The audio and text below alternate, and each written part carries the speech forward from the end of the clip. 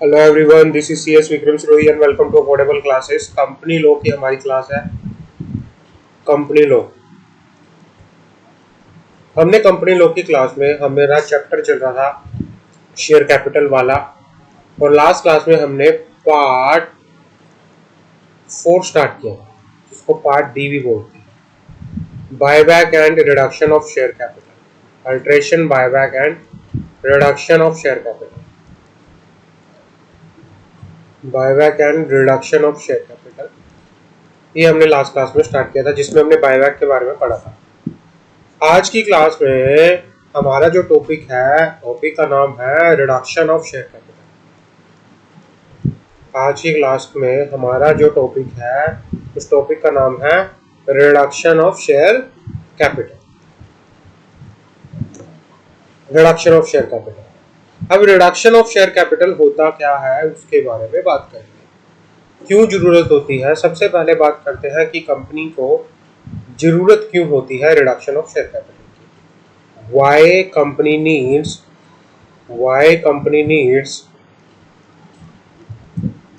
company needs reduction of share capital, reduction. अब कुछ circumstances होती हैं, अलग अलग सिचुएशंस होती हैं, जिसके लिए कंपनी को रिडक्शन ऑफ शेयर कैपिटल की जरूरत होती है। पहला, returning of surplus to the share holder. Returning of surplus to the share holder. भाई, कंपनी के पास ऐसा पैसा पड़ा था जो कंपनी को जरूरत में नहीं था, कंपनी को उस पैसे की जरूरत नहीं था, बेफालतू में उस पैसे पर कंपनी क्या कर रही थी, शेयर होल्डर को डिविडेंड पे कर रही थी। तो ऐसी सिचुएशन में क्या है कि जो भी सरप्लस, जो भी एक्स्ट्रा पैसा है, कंपनी एक्स्ट्रा पैसे को वापस कर देगी, किसको, शेयर होल्डर को।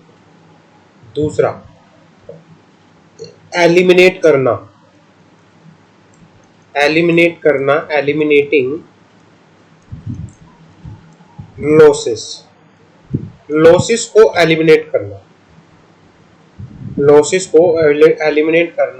which may be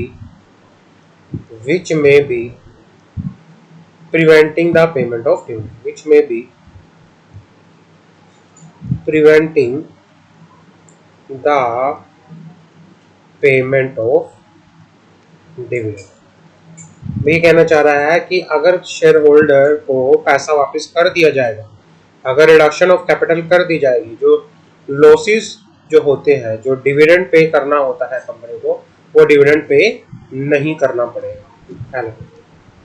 तीसरा point, has a part of scheme of compromise arrangement simply structure, has a part of scheme of compromise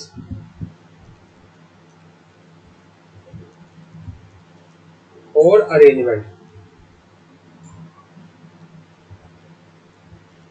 compromise और अरेंजमेंट, सिंप्लीफाई करना कैपिटल स्ट्रक्चर को,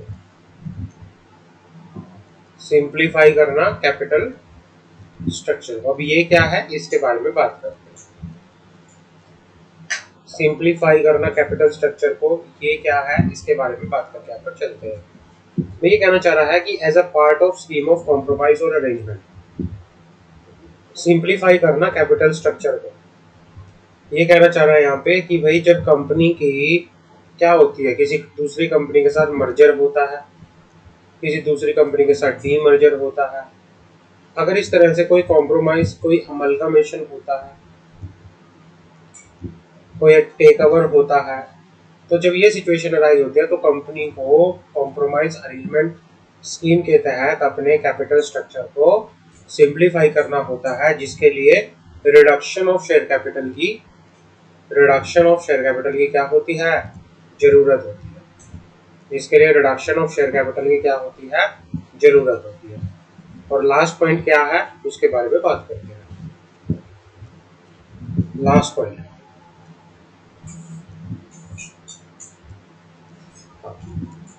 when company is making loss, financial position does not present a true and fair view of the company.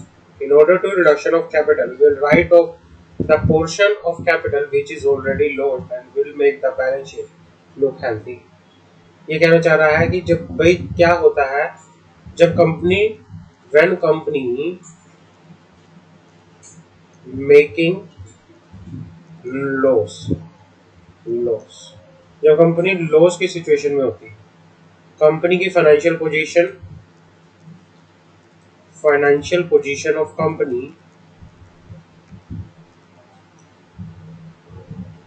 Company की financial position does not present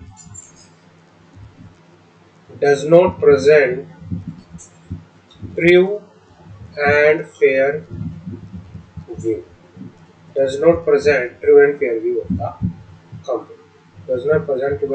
of the company. In order to reduction of capital,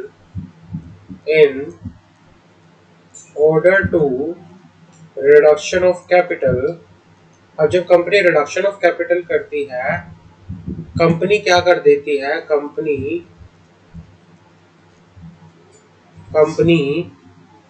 will write off that portion, company उस portion को right of कर देती है जो portion क्या हो चुका है, लॉस्ट हो चुका है। राइट ऑफ का मतलब कि कंपनी उस पैसे को ही वापस कर देती है, कंपनी उस पैसे को ही क्या कर देती है, अपने बैलेंस शीट से खत्म कर देती है ताकि बैलेंस शीट थोड़ी हेल्दी शो हो। तो ये सारे के सारे रीजंस होते हैं reduction of capital. These are the reason of the reduction of capital. आगे बात करते हैं। अब कंडीशन क्या होती है, अगर कोई कंपनी रिडक्शन ऑफ कैपिटल करने जा रही है तो उसके लिए कंडीशंस क्या होंगी? What will be the conditions for reduction of capital? Reduction of capital के लिए कंडीशन क्या होगी? पहली कंडीशन होगी approval of member by special resolution. Approval of members by special resolution. सबसे पहले क्या करना पड़ेगा, शेयर होल्डर की मीटिंग होगी, और मीटिंग के अंदर शेयर होल्डर की अप्रूवल ली जाएगी by passing special resolution. Clear है? अब उसके बाद क्या होगा, उसके बाद जब स्पेशल रेजोल्यूशन पास हो जाएगा, उस स्पेशल रेजोल्यूशन की कॉपी फाइल की जाएगी टू द आरओसी में उसकी कॉपी को फाइल किया जाएगा। और कितने दिनों के अंदर फाइल किया जाएगा? Within 30 days of passing SR pass होने के 30 दिन के अंदर क्या किया जाएगा? फाइल किया जाएगा within 30 day of passing SR. और कहाँ फाइल किया जाएगा? आरओसी के अंदर। पहले दो कंडीशन। तीसरी condition confirmation bye the tribunal. अब ये क्या है? Confirmation bye the tribunal. और जो रिडक्शन ऑफ कैपिटल कंपनी करेगी, जो रिडक्शन ऑफ कैपिटल होगा, उसके लिए कंफर्मेशन किससे ली जाएगी? ट्रिब्यूनल से ली जाएगी। ट्रिब्यूनल मतलब एनसीएलटी को कंपनी क्या करेगी? एप्लीकेशन फाइल करेगी। किस चीज के लिए? रेजोल्यूशन, किस चीज के लिए? रिडक्शन ऑफ शेयर कैपिटल के लिए। अब मेथड क्या क्या होते हैं रिडक्शन ऑफ शेयर कैपिटल के? What are the method of reduction of share capital? Method for reduction of share capital. पहला, extinguish or reduce the liability on its share in respect of share capital loan। भाई ये कहना चाह रहा है कि share holder ने मान लो 100 रुपए का शेयर परचेज किया था, जिसपे 60 रुपए पे कर रखे हैं, बट 40 रुपए अनपेड है। Company reduction of share capital करते टाइम जो ये 40 रुपए हैं, इनको क्या कर देगी? एक्सटिंग्विश कर देगी, वो लेगी नहीं पैसा, अनपेड अमाउंट को एक्सटिंग्विश कर देना।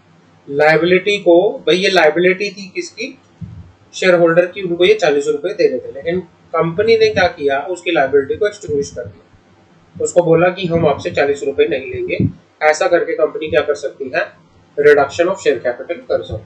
दूसरा, either with or without extinguish or reducing liability on any of its share, cancel the paid up share capital which is lost or is unrepresented by the available asset। Company क्या कर सकती है, ऐसी share capital जो lost हो चुकी है उसको क्या कर सकती है, कैंसिल कर सकती है। पे ऑफ कर सकती है any paid up share capital which is in want of, मतलब वही पे ऑफ का मतलब return back this surplus capital. ये कहना चाह रहा है कि पे of the paid up share capital which is in excess of the want of the company altars is memorandum by reducing the amount of it share capital of its share accordingly. मतलब ये company क्या कर सकती है, जो भी share capital थी, जो कंपनी को जो उस शेयर कैपिटल की जरूरत नहीं थी, कंपनी उस शेयर कैपिटल को पे ऑफ कर सकती है, रिटर्न बैक कर सकती है by altering it is memorandum. आगे बात करते हैं, नोटिस बाय ट्रिब्यूनल।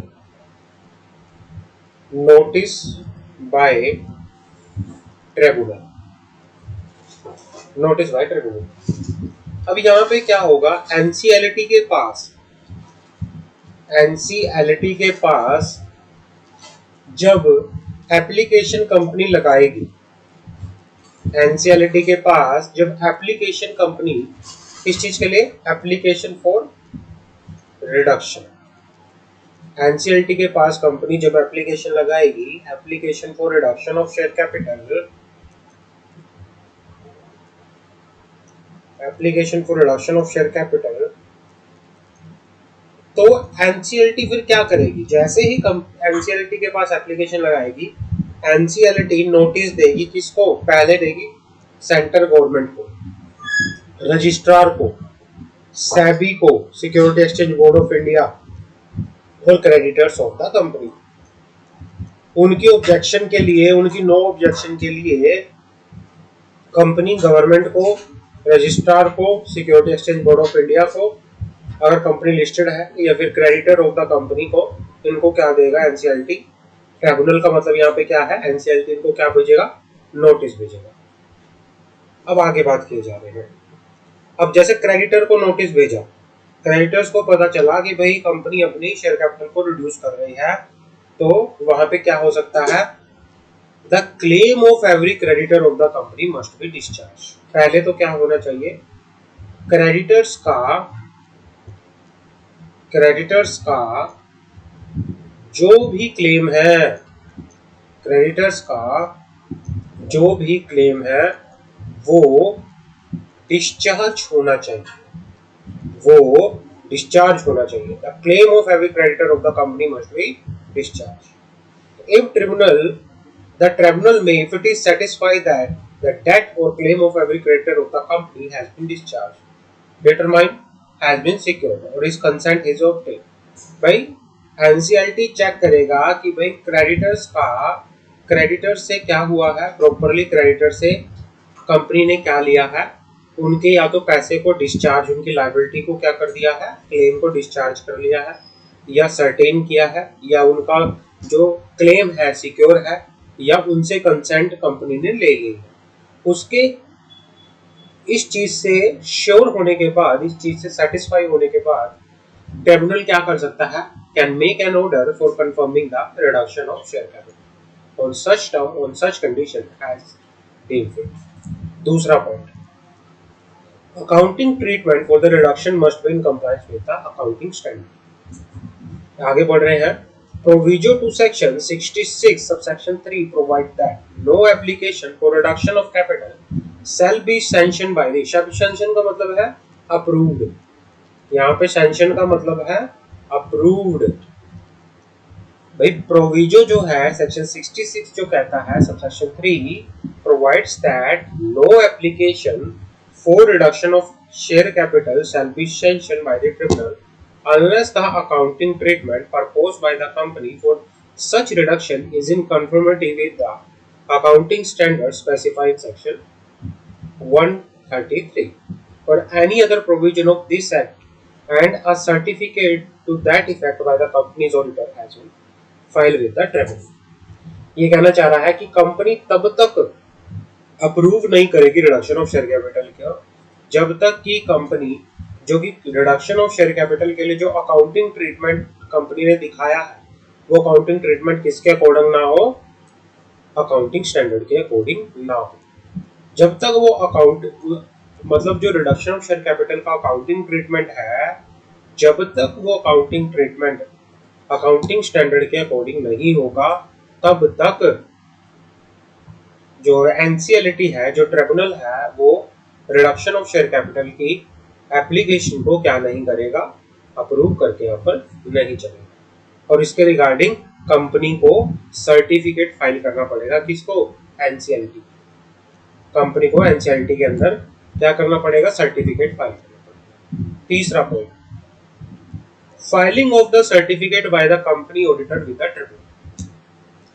कंपनी के ऑडिटर भी क्या करेगा, सर्टिफिकेट फाइल करेगा। एनसीएलटी में, एनसीएलटी के अंदर कंपनी का जो ऑडिटर है वो भी क्या फाइल करेगा, सर्टिफिकेट फाइल करेगा। Certificate to the effect, certificate to that fact that the accounting treatment proposed by the company for such reduction is in conformity with the accounting standard specified under section 133 or any other provision of the act by the company's auditor has been filed with the।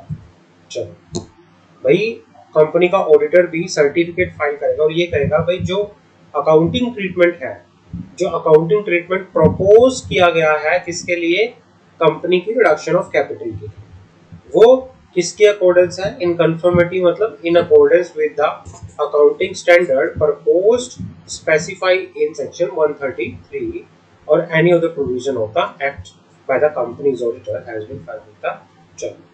उसके बाद 4, publication of order of the tribunal। The order of the confirmation of reduction of share capital by the tribunal under section 66 shall be published by the company in such manner has the tribunal made direct।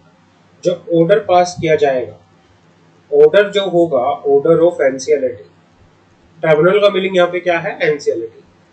NCLT के order जो है किसके regarding, the order of confirmation of the reduction of share capital by the tribunal under section 66 shall be published by the company in such manner as tribunal में direct. उसके बाद क्या है, 7 point, deliver a copy of tribunal to ROC. Registrar को भी जो order pass होगा, order की copy of certified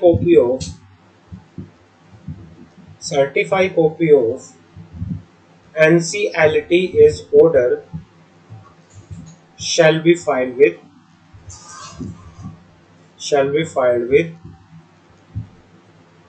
the tribunal, shall be filed with the tribunal। Deliver a copy of the tribunal to ROC, deliver a copy of the tribunal to ROC। The company shall deliver a certified copy of the order of the tribunal under subsection 3 and a minutes, which means document submitted to tribunal dealing with the reduction of capital and approval of the tribunal।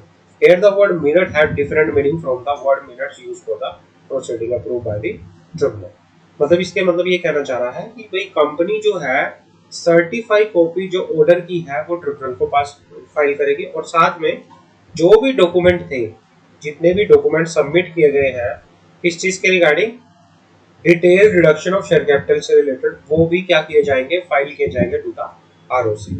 ROC को वो file किए जाएंगे और उसके अंदर दिखाया जाएगा amount of share capital कितना है, amount of share capital into which shares is number of shares into which it is divided, amount of each share, amount if any at the date of registration deemed to be paid upon the shares to the registrar within 30 days of the receipt of the copy of the order। Who shell register the same and issue a certificate in the. तो ये बता के यहाँ पर चलना पड़ेगा कि भाई जो ऑर्डर पास किया है एनसीएलटी में तो उसकी कॉपी किसको फाइल होगी, रजिस्ट्रार को फाइल होगी 30 दिन के अंदर अंदर, जिस दिन रजिस्ट्रार क्या करेगा, जिस दिन एनसीएलटी क्या करेगा, ऑर्डर पास करेगा। अब उसके अंदर हमें क्या बताना पड़ेगा, उसके अंदर हमें बताना पड़ेगा अमाउंट कितना है, नंबर ऑफ शेयर कितने हैं, पर शेयर का वैल्यू कितना है, और रजिस्ट्रार को कितना फीस पे करना है, वो सारे का सारा इसमें बता के ऊपर चलना पड़ेगा। अब बात करते हैं no liability of member of the company past present, या तो कोई पास्ट का मेंबर हो या प्रेजेंट मेंबर हो, शैल not be liable for any call or contribution in respect of share held by him exceeding the amount of difference if any between the amount of paid on share or reducer। मान लो एक share था 100 रुपए, share holder ने 60 रुपए पे कर रखे। अब ये शेयर जो है ये रिड्यूस हो गई, इसकी वैल्यू कितनी हो गई, 80 हो गई मान लो।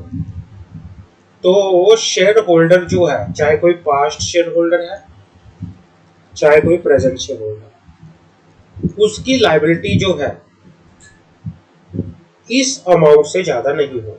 उसकी लायबिलिटी जो है 80 माइनस 60, 20 रुपए से अनपेड, जो 20 रुपए का अनपेड अमाउंट है उससे ज्यादा नहीं हो। A member of the company past or present shall not be liable to any call or contribution in respect of share held by him exceeding the amount of difference if any between the amount paid on share or reducing। इससे ज्यादा उसकी liability नहीं है if any।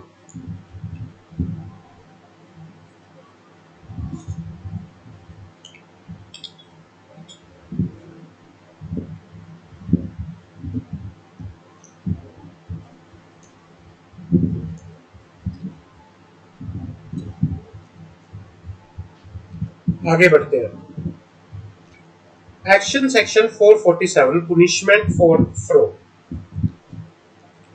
Section 447 companies act में section 447 किसके लिए है, fraud के लिए है। किसके लिए है, फ्रॉड के लिए है। If any officer of the company knowingly conceal the name of any creditor entitled to object the reduction। ये कहना चाह रहा है कि भाई एप्लीकेशन जब लगी,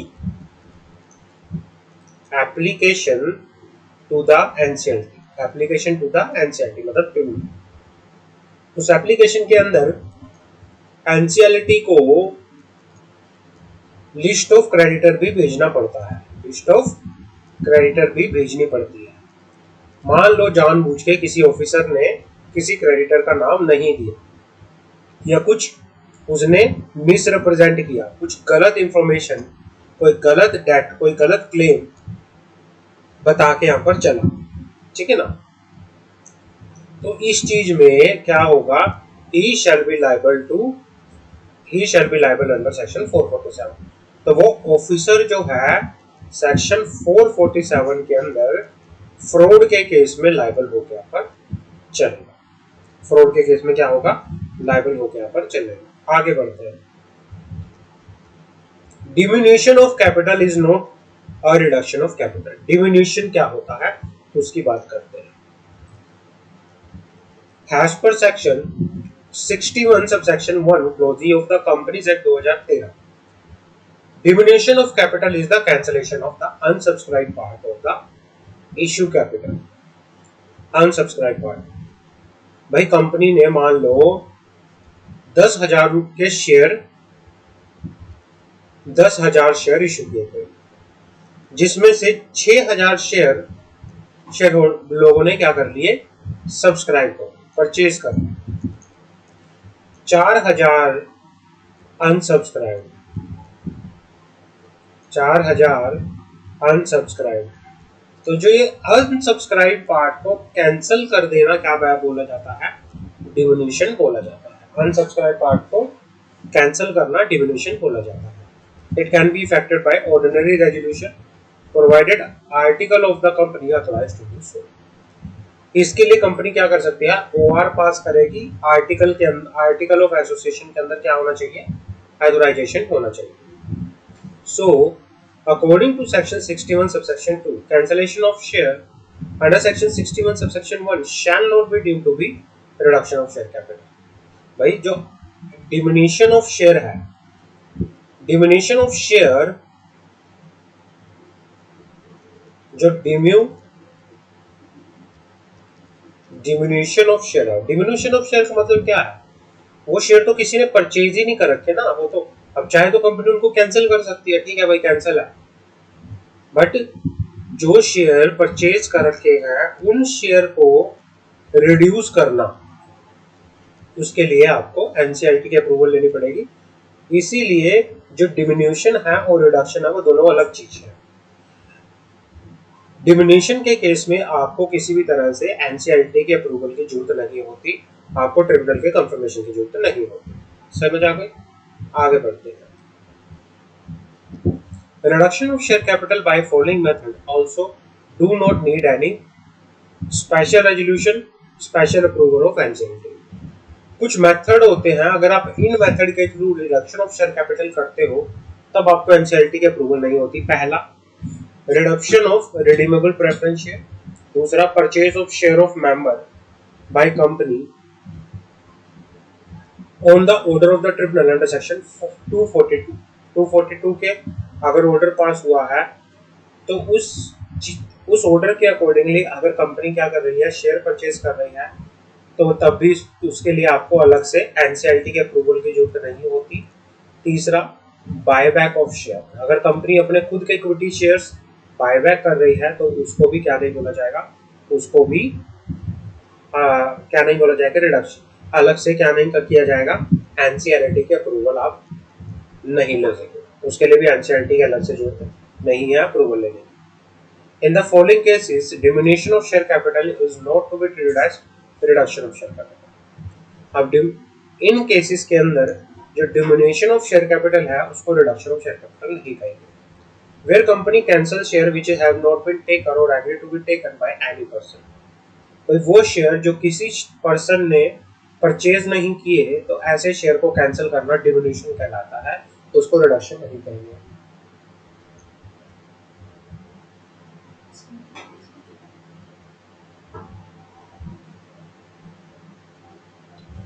दूसरा, where redeemable preference share are redeemed in accordance with the provision of section 55, where redeemable preference share are redeemed in accordance with the provision of section 55, where any share are forfeited for non-payment of all and such forfeited amount to reduction of capital। जहां पर forfeiture हुआ है, भाई किसी share holder ने पैसे नहीं दिए थे और उसके शेयर्स को क्या कर लिया गया है, जब्त कर लिया गया है, और जब्त करने के बाद उन शेयर का, उन फॉरफिटेड शेयर का क्या कर लिया गया है, रिडक्शन कर दिया गया है, तो उसको भी रिडक्शन ऑफ शेयर कैपिटल नहीं बोलेंगे। Where the company buyback its own share under section 68, where the reduction of capital is effected in pursuance of the order of the tribunal sanction। तो ये जो भी है सैंक्शनिंग एनी कॉम्प्रोमाइज और arrangement, जो ये जितने भी हैं इनको क्या नहीं बोलेंगे, इनको reduction of share capital treat नहीं किया जाएगा। इनके लिए किसी भी ट्रिब्यूनल की अप्रूवल की जरूरत नहीं है, इनको स्पेसिफिकली डिमिनिशन ऑफ शेयर बोला जाएगा। क्या बोला जाएगा, डिमिनिशन ऑफ शेयर बोला जाएगा। आगे बढ़ते हैं, आगे बात करते हैं। Reduction of share capital where no confirmation by the NCLT is necessary। NCLT reduction of share capital where no confirmation by the tribunal is necessary। पहला, surrender of share। Surrender of share mean the surrender to the company on the part of the registered holder of the share already issued।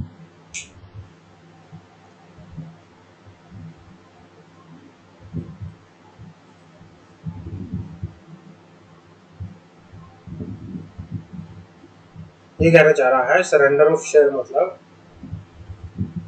Surrender of share mean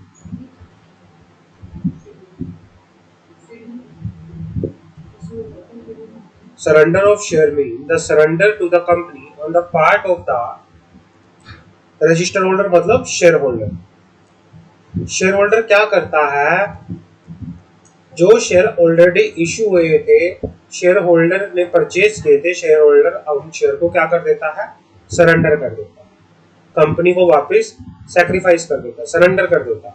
where share are surrender to the company whether by way of settlement of dispute और by any other reason, it will have the same effect as transfer in favor of company and amount to a reduction of capital।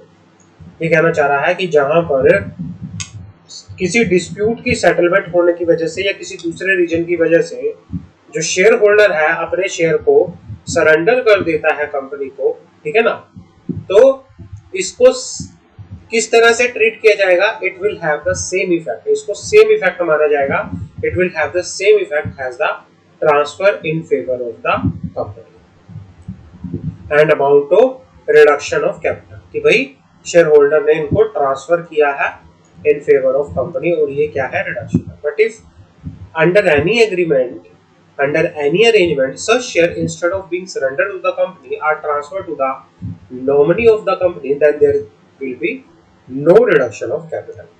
अगर किसी arrangement के तहत company के किसी nominee को क्या किया जा रहा है, शेयर को सरेंडर किया जा रहा है, ट्रांसफर किया जा रहा है, तो उसको रिडक्शन नहीं बोला जाएगा। Surrender may be accepted by the company under same circumstances where forfeiture is justified. Surrender कब किया जाता है, कि जहां पर फॉरफीचर जस्टिफाई होता है, जहां पर किसी शेयर होल्डर ने कोई पैसा पे नहीं किया और उसके शेयर्स होल्डर उसके क्या होते हैं, फॉरफीचर वहां पे होता है कि भाई उनके शेयर को जब्त किया जा सकता है, जहाँ पे फॉरफीचर जस्टिफाई होता है तो वहां पे शेयर होल्डर क्या कर सकता है, अपने शेयर को सरेंडर कर सकता है। It has the effect of releasing the share holder who surrender is accepted from further liability of share.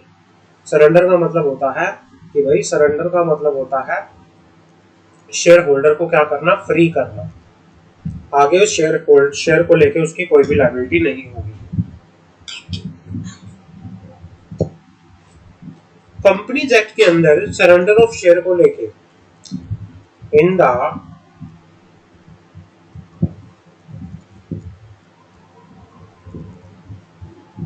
Companies act के अंदर सरेंडर ऑफ शेयर को लेके कोई भी प्रोविजन नहीं है।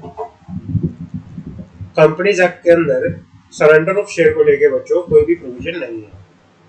अब क्या है, surrender of share is valid only article of association is provided. अगर आपके आर्टिकल ऑफ एसोसिएशन के अंदर सरेंडर ऑफ शेयर को लेके प्रोविजंस हैं तो आप सरेंडर क्या कर सकते हो, अडॉप्ट कर सकते हो, कंपनी सरेंडर को अडॉप्ट करके ऊपर चल सकती है। और सरेंडर कब होता है, जहां पे फॉरफीचर ऑफ शेयर जस्टिफाई होता है, when share are surrender in exchange of new share, but forfeiture and surrender lead to termination of membership. Forfeiture और सरेंडर से क्या होता है, मेंबरशिप शेयर होल्डर की क्या हो जाती है, खत्म हो जाती है, खत्म हो जाती है। तो ये होता है सरेंडर ऑफ शेयर होल्डर। आगे बात करते हैं फॉरफीचर क्या होता है। फॉरफीचर, कंपनी में if authorised by the article forfeit share for non payment of oath and the same will not require confirmation of the incentive। अगर कोई शेयर होल्डर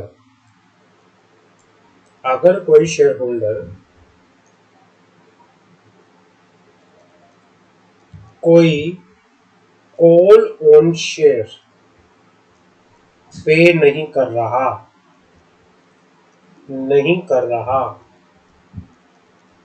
तो कंपनी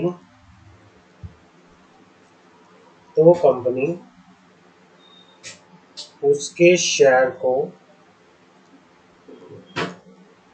फॉरफिट कर सकती है, कंपनी उसके शेयर को फॉरफिट कर सकती है। आर्टिकल ऑफ एसोसिएशन के अंदर क्या होनी चाहिए, ऑथराइजेशन होनी चाहिए। आर्टिकल ऑफ एसोसिएशन के अंदर फॉरफीचर को लेके क्या होनी चाहिए,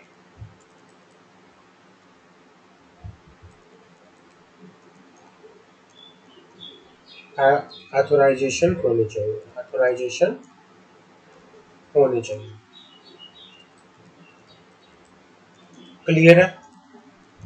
उसके बाद where power in given in the article, it will be exercised strictly in accordance with the regulation regarding the notice, procedure, manner stated therein. Otherwise, the forfeiture will be void. Forfeiture will be effected by means of board resolution. जो forfeiture होता है वो board resolution के accordingly क्या होता है, effect होता है। The power of forfeiture must be exercised bona fide and in the interest of the public. तो ये सारे जितने भी होते हैं ये रिडक्शन की बात करता है। रिडक्शन क्या होती है, किस चीज के लिए रिडक्शन होना चाहिए, तो ये रिडक्शन की यहाँ पे हमारी बात हुई है रिडक्शन को लेके। तो इसमें हमारा जो ये चैप्टर है पूरा ये खत्म होता है। एक इसमें एक पार्ट हमारा और रहता है ट्रांसफरेबिलिटी ऑफ शेयर, जो हम नेक्स्ट क्लास में इसको फिनिश करेंगे ट्रांसफरेबिलिटी। तो उसके बाद हमारे ये सारे पार्ट खत्म हो जाएंगे, फिर हम अगले नेक्स्ट पार्ट पे चलेंगे। तो हमारे यहाँ पे ये सारे पार्ट क्या हो